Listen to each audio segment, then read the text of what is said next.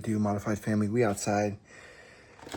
We're having a fitment issue. Well, it's not really an issue. It's more something that just bugs me. And that is how far my tires are inside of my fenders. And it's just not aggressive enough. And this car is not going to see a track. It's just for fun. So it's got to look good. It's got to be safe. So let's make an adjustment. All you got to do is give me 5 on my black hand side and let's go. All right, it's the evening now. It was a beautiful day, so I am racing the sun to get this done. I feel like the 16-inch wheels look a lot better than the 17-inch wheels just for the design and the color, but they're definitely not as aggressive. When you come to the side, you get nothing. You see how far they are in there? I'm not gonna measure them. I did somewhat last night, and I feel like these wheel spacers I ordered for my wagon project should work well enough. I think we got 25 mil for the front and 20 mil for the back. Let's see how thick these are. I'm holding them. Yeah, I think the black ones go in the back and the silver ones go in the front. These are hub centric, so hopefully they will keep things sitting where they need to be. So let's start in the back. I have my whole tool bag. I have my key for my wheels and a torque wrench to torque both the spacers down to 80 and the wheels back down to 80. I have my jack over here. So that's all we should need to do this. It's only gonna take a little while. Also, side note, look at this cool little modification. It's a little Honda hoodie, it's this Type R on it. But I got in here after a long day of this sitting in the sun, and it definitely felt good to have that on there. And if it gets cool enough, you can always just push this bad boy down. There's just a knockoff from China, Battlecraft replica. It was 40 bucks instead of like 300, but I absolutely love it. Still need to get in here and change out that center console and that steering wheel, but all in good time. I just got a 60-day notice, and so a lot of stuff's gonna be put on hold, but we're making it happen. I also got this cool little armrest I'm trying to get all locked in because these don't typically have one, and I would like one for cruising. It would look good with the rally style shifter. I got the black one with the red stitching, also from China. Very cool. Okay, so first thing, we're starting with the back passenger side tire. I wanted to make sure that this fit, and because it's hub centric, I wiggled it in there to make sure it fit this side before I bolted it onto here. And it looks like it gives me plenty of threads. I do have possibly other lug nuts if I need to. I feel like I'll get plenty of turns on this to be able to torque it down, but these lug nuts, these closed-in ones, have to get far enough. And I think that these will be just inside with these. Yeah, I tested the other one, so let me test this one real quick. Yeah, so these should go on by hand. Oh yeah, perfect. Okay, cool. So I think this should mount right up. We're gonna put the hub on first. We're gonna make sure it goes over this, get it nice and tight, torque it down to 80, then put the wheel on, and then torque this down and see how it comes out. We're not gonna film that. It's pretty straightforward. I also got new mounts because this exhaust is very, very loose, swinging back and forth. So I got new rubber mounts for all the way back. And I think part of the problem is there's supposed to be a triangular mount right there. And it looks like they just put a single mount, like they split the mounts. The two that were supposed to go on here, they maybe put one on the front, and they put that other single one here where it's supposed to go over both those prongs that come off the resonator. So I do have the right one, and I will put it in when I can afford a new exhaust system.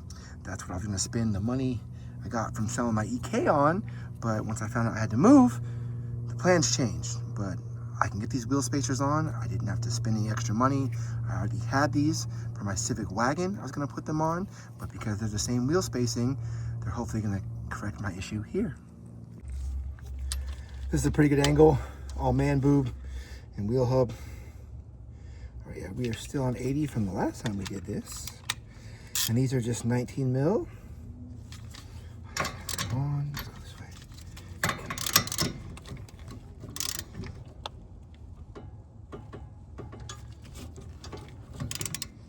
Okay. One. There's a different sound between like the creaking of things moving and that sound. I was watching lots of videos about this, and they're like, your wheel is the only thing that keeps your car touching the ground. So make sure you torque these down to spec. So I'm doing it. So I'm gonna try this one more time. Okay, that's all 4 of them. It looks really good. There's no spaces right here. There didn't really seem like there was any rust on here that I need to clean off with a wire wheel, so it should made up fine. I actually like these ones better than the other ones because these ones look like they have some sort of like protective coating between the metal and this. So hopefully they won't get stuck on here. Let's try to get the wheel on. I'm gonna do the passenger side. Then it's probably gonna be dark. So we'll just have an after when it's done and we'll see how the fitment changed. So both on the wheel spacer and these, I started by getting them all the way down hand tight and they went all the way down no problem. These ones, I took them all the way down by hand and then I used the ratchet and now I'm gonna torque them down to 80. And I just wanna make sure that they are tight because I wanna make sure I don't have to switch to open-ended lug nuts. I just don't want these to bottom out and the wheel still be loose. Okay, so it's all down. I mean, I could shake the whole car without any incident. So let's put this down. We're gonna see how if this fits any better. 20 millimeters out. That looks a lot more aggressive, right? Just barely inside. So if it can even travel that far on the suspension, it's already gonna look better. I'm very stoked on that. Come over to the other side. This is where we were at before. Very deep in there. You came to the side, you got nothing. So back side feels like a win. I still gotta do all these other sides. You can see how dark it's getting, but we're working as fast as we can. Okay, here's the story. I had to have my wife come out. She held down the brake so this wouldn't spin. I was able to torque all 4 of those down to 80. Now I got the wheel on. I'm putting on the lug nuts very carefully. This one I like better than the last one because they don't stick out as far. Still enough to get plenty of revolutions on one of these bad boys, but not quite as far as the other one.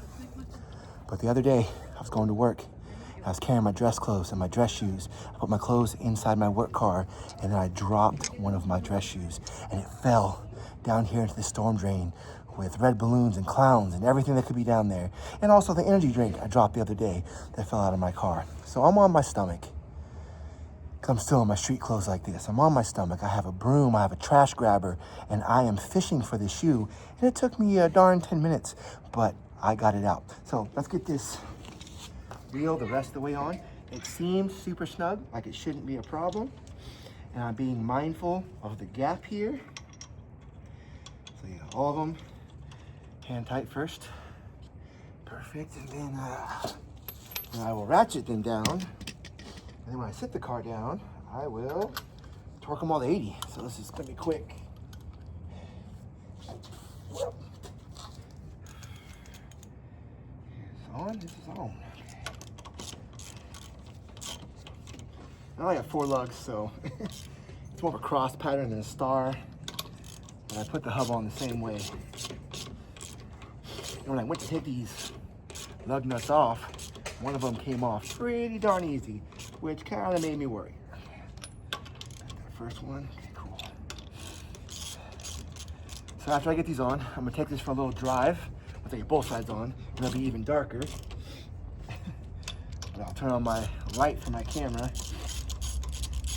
Oh, these feel pretty good. Okay, those are at least snug. Okay, car goes down, slowly. Okay. All right, here we go. Last part. There's a lot of noise out here. My neighbor's really cool. He works at Walmart. He's walking by. All right. Where are we at? There it is.